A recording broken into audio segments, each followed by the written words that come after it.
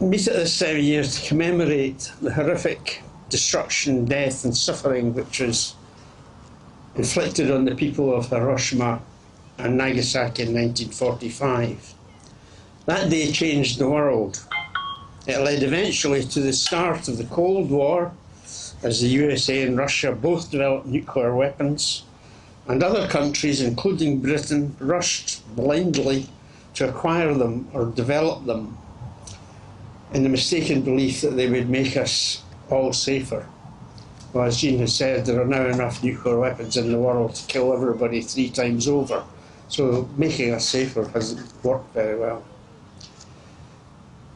But it's right to remember that we remember what happened at Hiroshima and Nagasaki, but it's not enough to remember. In fact, the Japanese don't say we must remember, they say we must prevent this happening again. Antonio Guterres said that eliminating the nuclear weapons would be the greatest gift we could give to future generations. They're our children, our grandchildren, our great-grandchildren. And we agree with him, and we know that Scotland can get rid of them from our country, but only if enough of us want to and vote for it. And voting for it means voting at the elections in May 2026 for parties which support independence and signing the treaty on the prohibition of nuclear weapons. Because that treaty contains clauses which say that any independent country which has on its territory nuclear weapons belonging to another country shall have them removed if the country has signed the treaty. So signing the treaty is an essential part of the process. This year, members of SND groups have been going around the region of our campaign area, the west of Scotland basically, talking to people and giving them leaflets, telling them how dangerous the weapons are to us and the world. But from doing that, what we have learned is that a very high proportion of young people don't know anything about the nuclear weapons on the Clyde. They don't know that they make us a target. Some have got a vague idea that there are some there. Some have heard of Faslane, but it's very general, no detail. And when we tell them, as we do, they are very concerned about them, and they do agree with us.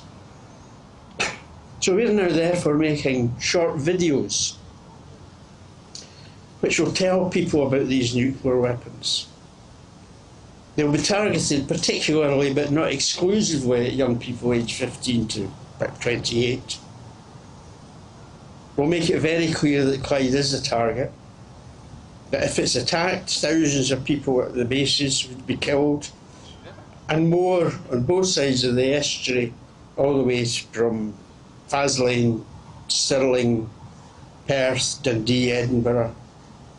And if, as Jean said, if they were used as part of a NATO-led war, then millions or billions of people could be killed and the future of humanity put at risk.